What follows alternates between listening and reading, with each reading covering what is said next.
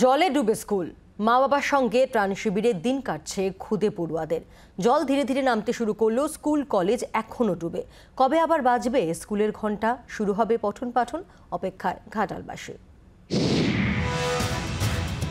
2-3 দিনের ভারী বৃষ্টি সঙ্গে ডিভিসির ছাড়া জল, সাঁড়াশি সংকটে ফি বছরের মতো এবারও প্লাবিত ঘাটালের বিস্তীর্ণ এলাকা।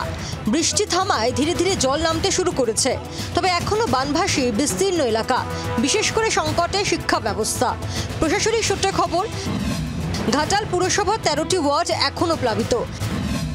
ঘাটাল ব্লকের 230টি প্রাইমারি স্কুলের মধ্যে জলে ডুবে 151টি, 56টি হাই স্কুলের মধ্যে 21টি জলের তলায়, 339টি অঙ্গনওয়াড়ি কেন্দ্রের মধ্যে 215টি জলমগ্ন, 45টি স্বাস্থ্যকেন্দ্রের মধ্যে বানভাসী 14টি।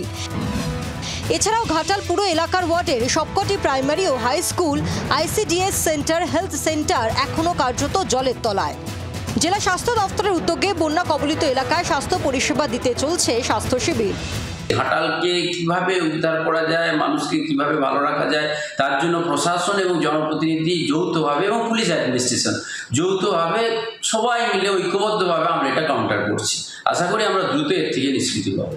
কতদিন পর জল নামবে বিদ্যালয়গুলি থেকে, কবে বাড়ি ফিরবেন, কবে স্কুল খুলবে, তা নিয়ে চিন্তিত অভিভাবকরা।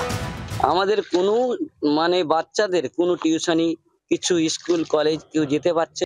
এত বন্যার পরিস্থিতি একদিনে বেড়ে যাওয়ার জন্য এখানে সবাই মিলে বসে পড়াশোনা করছে এই স্কুলেই। স্কুল তো তাহলে এখন ছুটি। বর্তমানে ঘাটালে সব নদীর জলস্তর কমছে, জল নামছে প্লাবিত এলাকাগুলি থেকে।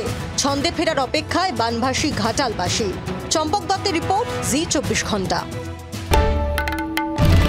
বাংলার আওয়াজ, বাঙালির আবেগ, জি 24 ঘন্টা।